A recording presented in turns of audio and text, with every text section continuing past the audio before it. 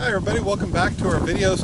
Right behind me you can see a standing dead tree. And it's really important that we have standing dead trees, especially in the woods. We've got animals that rely on them, woodpeckers, we've got insects, we've got termites, we've got entire biospheres that rely on the fact that there are dead trees hanging around, snaggle trees.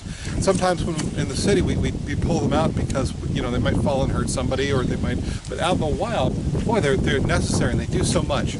And so what they are the dead among us. And that's the prop for today, the dead among us.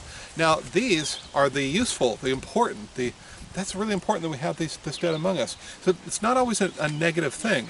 It could be a negative thing, right? Because some people walk around their whole lives with the weight of someone's death on them. And that's very sad. It's hard. And I know people like that. I don't mean that as a criticism. It's like you're in mourning, and it's hard to work through grief. And so maybe the dead that are among you, I have people who have died in my life, and I miss them, and I wish they weren't dead, but it's not that crushing thing. It's almost like a comfort that they're sort of still with me.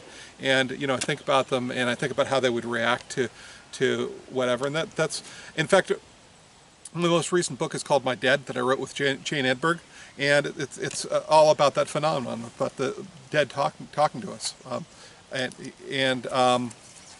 or it could be fully negative, it could be positive, it could be human, it could be vegetable, it could be all sorts of things.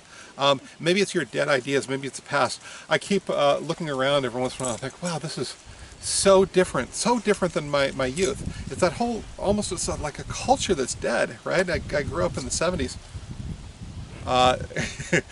This is the year I was born. And it's just completely different. The way we think about things, the way we do things, it's just changed. And so that's part of my dead too. These things that I came to rely on are just gone. And it's interesting. All right, so when you've got that, put it down below, and I'll see you tomorrow. Please like and subscribe.